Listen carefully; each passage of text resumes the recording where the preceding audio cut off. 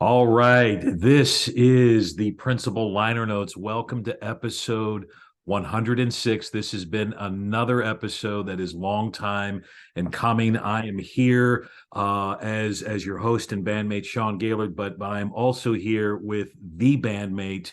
And if you probably may be confusing my guest perhaps with Ted Lasso, maybe not. I'm not sure. But it is not Jason Sudeikis. It is not Ted Lasso. It is Jon Wennstrom, who is, gosh, one of my heroes, one of my bandmates, and I am so grateful that he is here with us today. Jon, welcome to the Principal Liner Notes podcast, pal. Sean, thanks so much for having me here. It's been great. We've connected online for several years now, I think 5 or 6, and it's so great to connect again. And I'm honored to be a part of the show. And as you mentioned, yes, I am totally going for the Ted Lasso look because we have Kindness Week coming up at my school, and so many of the staff members were dressing up as Ted Lasso. So I figured I'd go all in and go with the stash. So. That is great. And for those of you that are looking for a point of reference, Jon is the principal at Riley Upper Elementary School. That is a grade 5 through 6 school. And how many students, Jon? 650. Woo, 650 students who are lucky to have your leadership and stewardship. It's in Livonia, Michigan.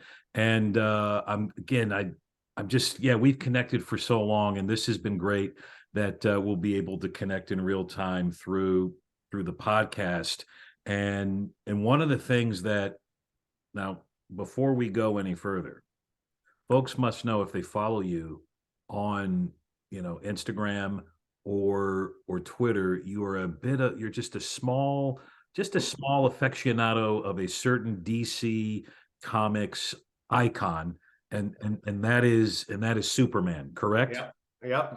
Been a fan of the Man of Steel for years, and it started with one poster in my classroom when I was teaching in the '90s, and it has grown into a collection with over the years of students, staff, parents bringing me in memorabilia. So now I'm fortunate to have an office full with it, but absolutely huge Superman fan, always have been, always will be. So Well, likewise here. I grew up with Superman. You and I are contemporaries of each other, yep. and I'm more of a Batman guy, but I also appreciated Superman, and and one of the things that I really appreciate about Superman and Batman is even though sometimes they may not have always been the super friends, they may not have always agreed with each other if you follow the comic book history or whatever timeline. But Superman had this kind of way in which he inspired collaboration. He inspired teamwork, and I know that is something that is really important to your core as a leader, right? Absolutely. And I would say that inspiring hope and hopefully being that role model that inspires others was always appealing to me. And as you said, Sean, I feel like, with the whole Batman thing of, I love that they are friends, even though very different, because they both bring something to the table that the other person needs and appreciates. They're not carbon copies of each other, and it's their differences that make them great. So I think as leaders, we need to look for that too, of who has those pieces that we don't have to connect and make us both better. So one of the things that, and there's this kind of myth about the principal, is that we are the Lone Ranger, we are Superman, that we do fly around and leap buildings in a single bound, and we're supposed to be everywhere and do everything for all. And even though Superman is like your guy, you, you're definitely not a Lone Ranger. You're definitely not Superman in the Fortress of Solitude. Every now and then there are things that we have to do solo, right? But you are very much a a Justice League kind of a leader. in which you bring together the sum parts of the team to make the whole and make great things happen. So how does a leader do that? How does a leader avoid the Superman complex and build this kind of Justice League dream team band to make good things happen for kids in the schoolhouse? Yeah, and thanks, Sean. I absolutely appreciate that because you and I have talked about this many times of, true leaders, and I'm going to credit, I think it's Peter Drucker who said that, true leaders don't make more followers, they make more leaders.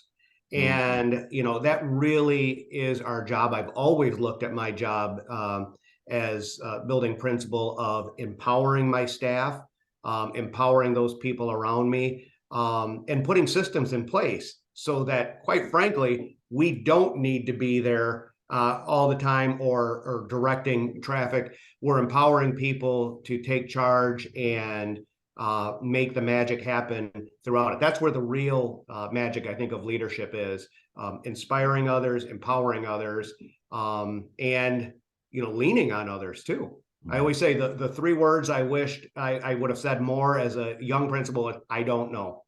Because as a young principal, I often felt like I needed to have all those answers, and now, I'll say I'll get back to you on that, and then I connect with those people who have more knowledge than I do, and again, it's about putting those people in places and empowering them.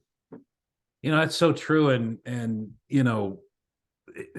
same thing here. I mean, as a principal in those kind of younger days, those early days, if you will, um, it, I always felt like I couldn't be vulnerable. I always felt like I had to be invulnerable, like Superman. I had to always exude this kind of superhuman strength, and I always wanted to have an answer, or I always wanted to quickly, solve the problem, handle the issue, and sometimes my stubbornness, I would go head first into something and then, land in a pit of kryptonite, right?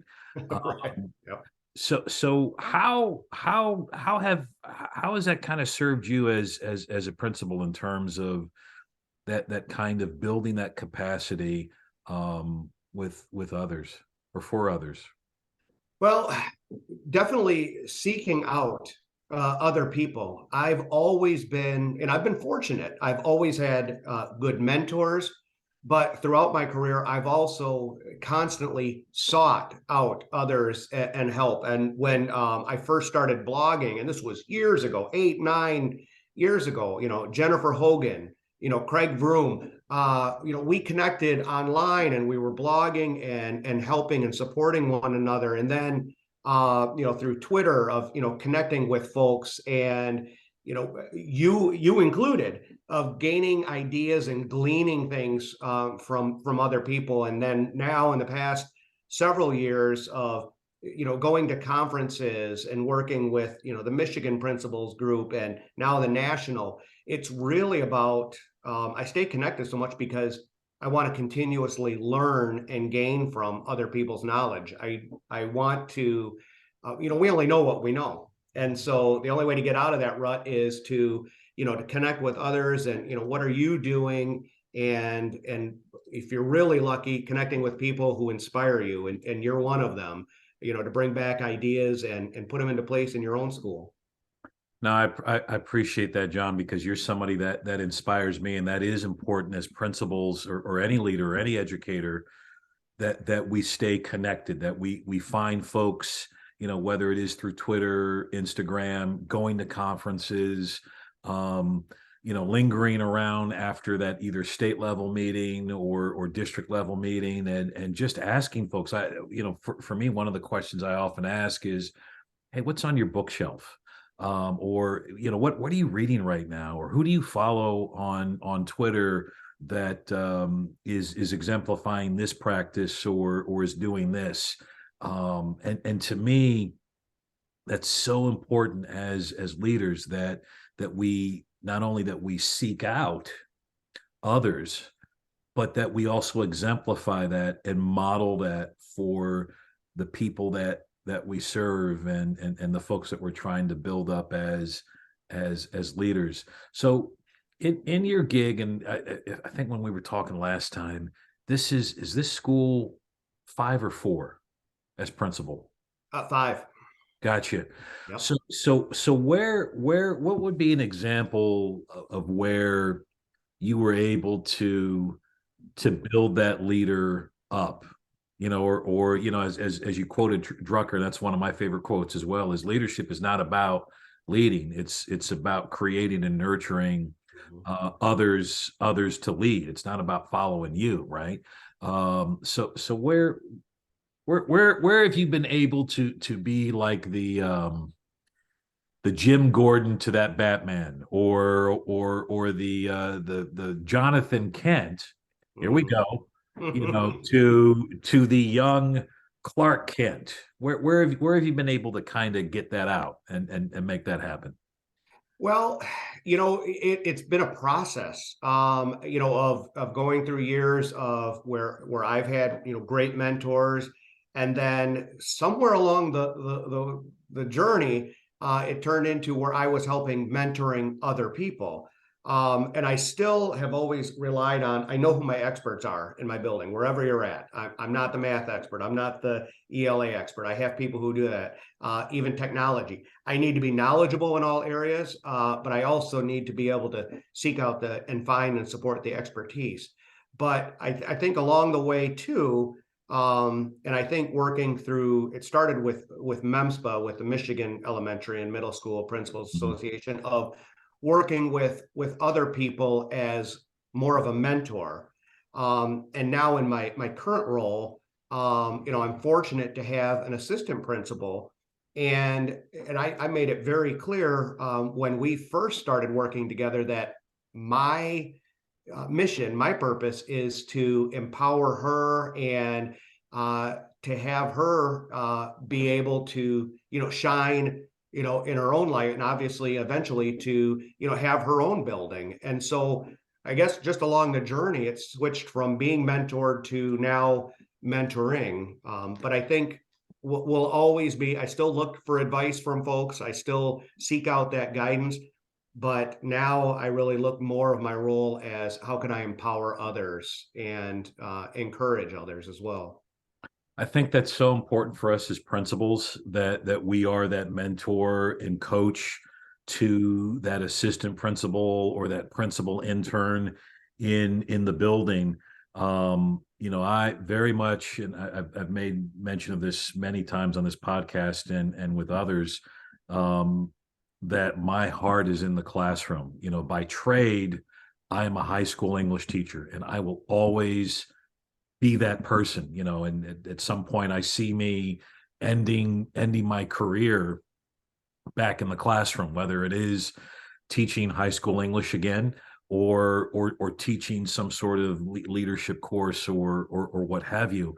And often with the gig as principal, there are those managerial wonky duties that we have to do. Some of it is not very interesting. Some of it is not glamorous, and there are just the duties of the job. At some point, Superman had to take the costume to the dry cleaner, and maybe Right. maybe patch a hole in the Fortress of Solitude, right? Or as Clark Kent, just kind of work the beat and covering wherever he was in Metropolis. But I I love the anytime that I get the opportunity to use the principal office or the schoolhouse as that classroom to teach leadership. I love the fact that I have assistant principals that I worked with who are now principals. I love the fact that the very first assistant principal I ever hired and worked with as a principal, she is now the chief of human resources, for her district. I'm very proud of that. So I think it is important, when we talk about, never, as principals, that you got to get out of the office, and one entry point to that is to teach others to lead, or to empower others uh to lead. Absolutely, 100%. And I think I mentioned to you last time that recently one of my teacher that I hired received an award, and I tell you that is the best feeling in the world of somebody that you've hired and or mentored, and to see them shine. And it's just that ripple effect of all the lives that they're impacting, and to have a small piece of that, or responsibility for a piece of that. It's a great thing, and one of the best parts of our jobs, I think. And you and I are both musicians, and we love music, and we make many references to that, and I know that you have a great love for this album, and in fact, it was this the first episode of your podcast? That was the first episode of my. I do a podcast called Vines and Vinyls, where I pair wine with a classic album, and there was no question about it that I was going to start that series, which is now in the third year, with Miles Davis with Kind of Blue. It's timeless. It's a classic. Yep. It is. I put this on a small level of masterpieces, and the great thing about this album is that even though Miles Davis this is his album, this is very much an album. This is very much John Coltrane's album. This is very much Cannonball Adderley's albums. This is very much Bill Evans's album. Talk with me. Let's riff on this, man. What's a crosswalk with this album to leadership and what we do? Well, I would say, even just, jazz in general, one of the things and the older I get, this has been a development too. The older I get, the more one of the things I appreciate about jazz and live music in general is the improvisation of just going off and going on a feeling and going through and exploring, and that each time is a little different.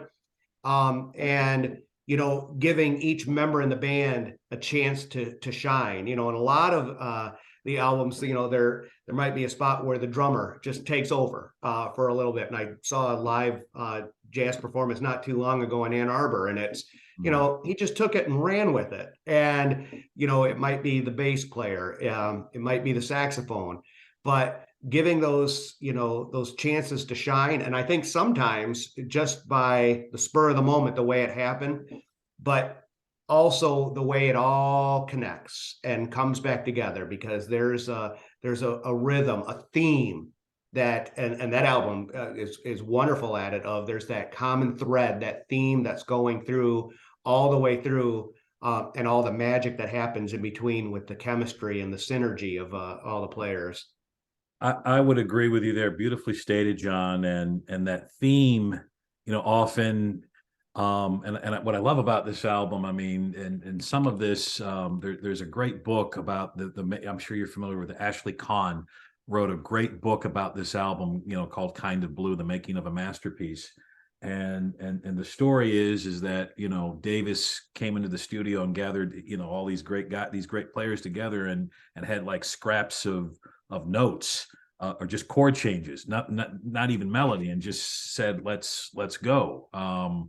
And that theme, to me, when you mention theme, that kind of unifying thread that holds the song together, or recurs, or you come back to, it's like the vision of a school, right? It's shared vision. It's that core that holds us together. I also love too in jazz, and I've missed seeing. Now I got to get out and see some live jazz. But I love it when you can almost hear it in this album, the joy that each other takes when somebody else plays.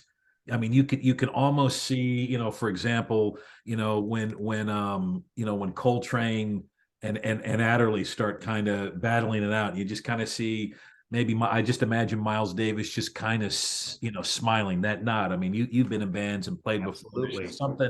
There's just something magical in a band when you lay out and you're taking it in, and you're seeing your bandmate play and shine, almost very similar. Here's another album, man, that I know that you have affection for. Dave Brubeck Quartet. Oh yeah. I'm Yep. And I don't know if you have you ever seen the any of the clips of Dave Brubeck, the original quartet play Take Five? No. Give yourself, this is your homework assignment for anybody Okay. that's tuning in, but kind of like that smile, that nod. I love it when Dave Brubeck, if you I'll have to send it to you. You can Yeah, probably please do. too, Yeah. but Dave Brubeck is just staring admiringly at Paul Desmond when he's playing. And then there's another point when that famous drum solo by Joe Morello happens, and the entire band just kind of stops. They're all looking, and they're just like, "Nah, man, you look at our brother. Look at this cat. Dig this cat." Another great album where again, players are playing together and playing over and under each other, and then giving each other the space to lead, to solo, to shine. It's a great album. Absolutely. Yeah, I think it's, it's so, I think you mentioned that word joy of, of that joy is better when it's shared. And whether that's in a schoolhouse, whether that's on the stage with a band, that's where that magic comes in from. Absolutely. That hopefully, and I do this so often in the podcast, I get meta. I hope that this is a moment. Go back and rewind what Jon just said 10 seconds ago. Joy is much better when it's shared. And you can apply that from whether you're a teacher, whether you're a leader. That's a mic drop. That's a podcast pause. And what did Jon just say moment? So thank you for sharing that, man.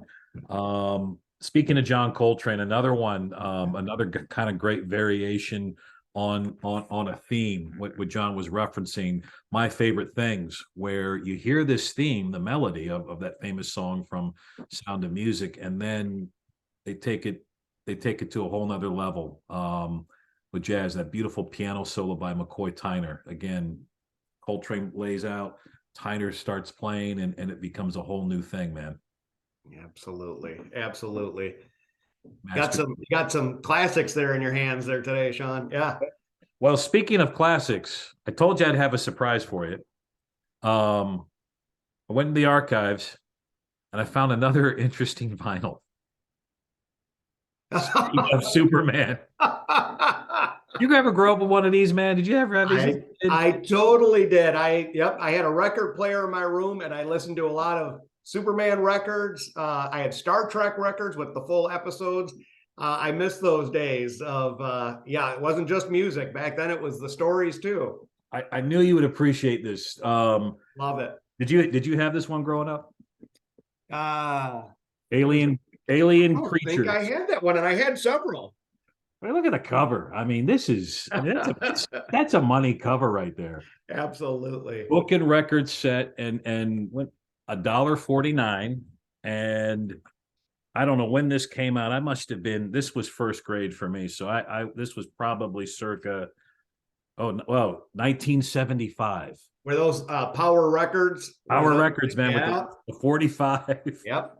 I had several. Yep. And it was a whole. And then what was great about this, for those of, and again, Jon and I are totally dating ourselves, right? But you'd put it on the record, you'd have a comic, and then you'd have the little ding. Yep. Chime it right through that. Yep. Tell you when to turn the page. Yep. And you would read along, and I mean, high production values, when you think about it for the time. Oh, absolutely. I'm actually amazed that the older I get of the quality of some of the kid things that we had back in the day. Absolutely. I would agree. And I played this thing into the ground. And the fact that, I mean, the vinyl, I don't know if you can see it. I mean, it's still in pretty good condition. Oh yeah. It's heavy. I mean, I don't know if this is 180 gram, but holds up. Power Records, based in Newark, New Jersey. So for those of you that are in New Jersey listening, if you have a connection to the Power Records label, and the buzzword here was the action comes alive. Yep. As you read Power. I mean, look at that logo. They're not fooling around here. Oh no. Yep. And then on the back, and I love this, I would, man, I gotta get, the Fantastic Four and Power Records. Wow. mean, look at that Oh yeah, huge there torch. was always something new to save up for. Yep. Exactly, and then of course, if you look carefully here, see if I can show you, you'll appreciate this. The team that we were talking about. Look at that lineup there. Yep. Inset cover: Batman, Robin, and Superman running Yep. together. For World's finest, right there. right. So for you as an aficionado of comics and superheroes, I make mention of the Beatles quite a bit in faculty meetings if I can, or to cross some sort of meaning or parable. So for you, do you have a crosswalk that you make to either Superman or some aspect of his adventures, and you use that as a setup for a leadership lesson or something, or it might not be Superman, but you mentioned Star Trek or Yeah. My very first presentation that I ever gave, which, oh gosh, it's 7 or 8 years ago now. First time I spoke in front of a group at a conference. The name of the session was called Leadership Lessons from Captain Kirk. And the whole point of it was that, Captain Kirk is not the smartest guy in the room. That's Mr. Spock. And he's not the best at figuring out how to get the engines to go. That's Scotty, and he's not the best, with the communications department. That's Uhura. And the point of it was that a good leader knows how to not only tap into the strength of the team around, him or her, but more importantly, that he never looked, because if you thought about it, that could be a really intimidating spot to be in. Just think about it. If everyone in the room knew the person next to you was the smartest person in the room, Mhm. and not only was he not intimidated by it, he encouraged it. He would refer people to Spock and relied on it. And they also had, of course, a beautiful friendship that threaded throughout that whole team of leadership. And so I guess, that's always been, I've tried many times, whether it's, with Superman or Star Trek or, music, like we talked about with jazz. Anything that somehow can relate to someone else, my vision of leadership. And sometimes it takes a lot of different, I'm lucky, I have a lot of interests, but it's nice of putting that out there, because maybe one of those interests is going to be something that sparks something in someone else and says, oh yeah, I can connect with that, whether that's live music or the superhero genre or Star Trek or traveling or whatever it is. I feel like as leaders, the more interests we have and that we're passionate about, the more opportunities we have to connect with others and ignite their passion. That's beautifully stated, and I love the notion of taking James Tiberius Kirk and connecting that to leadership lessons. It's something several episodes ago I talked about with my good pal Jeff Howard, who waxed very eloquently about the Kirk as this leadership model. And even though he is the captain, and even though he sits in the best chair on the bridge, he has surrounded himself with folks that are better than he is and smarter than he is, and playing off all of those talents. There's a great scene in Star Trek Generations, the kind of the passing of the torch between the old generation and the new generation. Kirk and Picard on Veridian 3. Guys, we're totally geeking out here, by the way. We've gone down the rabbit hole. We've gone down the rabbit hole, but they're on Veridian 3 trying to stop Soren from, causing the Nexus wave to destroy, this galaxy. And Picard and Kirk, the two captains, have this moment where they're trying to figure out, they're trying to strategize what to do. And Kirk says, listen, if I'll get the launch, the hand, whatever it is, that pad or whatever it is, to do whatever it is, the force field. Yeah. pick out the force field. You need to work on the launcher. And Picard says, why don't the two of us, again, I'm paraphrasing this, why don't the two of us go down and take out the launcher first? And Kirk says, no, you take out the launcher, I'll worry about getting the pad. And Picard says, listen, we gotta work together. And Kirk says, no, We We are are. working together. Yep. Yeah. We are.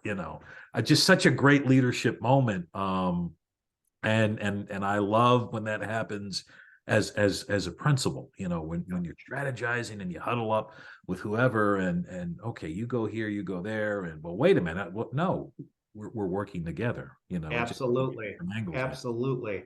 All right, I'm going to go one more on you with that. Following that thread, Kirk's Please. last words in that scene where he says, and his dying words, he says, "It was fun." And I said, I always hope that that's the last thing I say as I retire and step out of the schoolhouse. And, when that day comes, I hope that those are the words that come out of my mouth. And I say, it was fun. Yeah, So, that such a powerful scene. And for those of you who've not seen Star Trek Generations, we've just spoiled the ending of the film, but it's been around long enough that yeah. but it is no, and I probably can't think of a better conclusion to this episode, because it was indeed fun, John. And what a great mindset to have, being principal and being a leader in whatever gig that it is. I mean, there are rough days and there are challenging days, but ultimately it is fun. It really is. And the fact that, and I think part of that fun, John, is the joy that we get to share together with others to make a difference. Again, another generation's nod there. Got to make a difference, if you're going to sit in that chair, and that's what we do. So, Jon Wennstrom, I am so grateful for you. I know that your assistant principal and the 600 odd fifth and sixth graders that get to have your leadership. I know that they're having fun, and I know that they're learning and growing in Riley Upper Elementary School. I also know that you are also making impact on a national level as the Zone 6 board of directors for the National Association of Elementary School Principals, and you and your AP are going to be presenting. We are. I said we're going to be presenting this summer at National Harbor for the NAESP annual conference, and I said I've had the opportunity to present before, but this is a special time because I'll be presenting with my assistant principal, with Allie Gray. And not only is it her first time at a national conference, it's her first time presenting. So I said nothing like, go big or go home. And so she's jumping right into it. But I think it's going to be a fantastic opportunity for the two of us to talk about. We're talking about building that dream team and empowering others. So, as we said, it's better when you're sharing that and working together as a team. And Sean, I want to take a moment because we don't always get to do this with the people that do inspire us and help us along the way. I want to say thank you. Long before this episode and years ago, when I was first going through Twitter and I came across that hashtag Celebrate Monday, it inspired me. You inspired me. And, your love for the Beatles. I certainly have a love for the Beatles. And again, it's you sharing some of those things that you're passionate about that helps spark that in others. So while we're here together, I need to take that opportunity and say, thank you, my friend. Oh, you are very welcome, John. You are somebody that I admire, and I'm grateful that I am a small part of the impact that you make. You took Celebrate Monday. You're taking Celebrate Monday to a whole level that I couldn't possibly dream of when I strung those two words together. And I take great joy in sharing in that with you, my friend. So thank you for those words. I know I'm great. We're kind of tied to a little project that we're working on, and I'm grateful that you're a part of that. More on that in future episodes, my friends that are tuning in. But I'm grateful that we will be under the umbrella of a book with other great leaders and contributors, and I'm honored that you're going to be a part of that with me. And then you also made mention of your upcoming gig at the NAESP conference in Baltimore, and I was thinking about not going. You may have just convinced me. I'm not far. It's on the same coast, and you know, man, that just gives me excuse to meet you in person, and I would love it. and cheer for you from the front row of your presentation. So Baltimore, it's about an 8 hour, 7 hour drive, not too far, and could be done. So that's my old stomping grounds too. I lived in the DC, Maryland Okay. area, so I know that area very well. So Time to come back. Time to come back, Sean. Yep. absolutely, absolutely. And if folks want to follow you and follow all the great things that you do for Celebrate Monday and follow you on Twitter, what's the best way folks can connect with you and follow you? So my Twitter handle is at Jon Jon _ Wennstrom, Wennstrom. So at Jon Wennstrom, Jon _ Wennstrom. And I'm on Facebook just as Jonathan Wennstrom. And I try to put out the positive every week of what's going on, and not only in our school, but in our profession. Awesome, Jon. Thank you for making our profession so much better, and you exemplify so many good things for leaders to emulate and to be inspired from. Again, Jon Wennstrom, thank you so much. This is the Principal Liner Notes podcast. This is episode 106. We'll have to figure out if there is is 106 got any connection to Superman or can we is that a special number? I don't know, man. We'll have to make it. We'll have to make it a special number. We'll have to come up with something. I'm sure between the two of us. Yeah. Yeah, we'll get the guys in the Principal Liner Notes podcast archive team, the crack staff there to do research and to see if there maybe Superman 106 was some significant episode or issue. Maybe it was a team up. Maybe it was a partnership. Yeah. Maybe it was a partnership. Maybe that was maybe when Superman and Batman came together. My friends, there is always a flip side to the record, or in some cases there may be an interesting inset to the record. And Jon and I hope to catch you on that flip side, cheering for you and doing what we can to help you do and be your very best.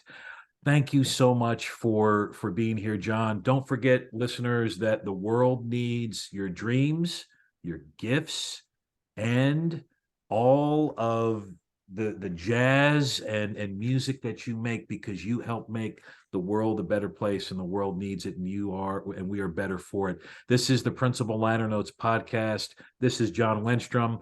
I'm so grateful to be a bandmate with you, Jon. Also, we're going to celebrate. If those of you that are listening, we're celebrating Monday, right, man? Yep, you betcha. I'll be celebrating as Ted Lasso, so you bet.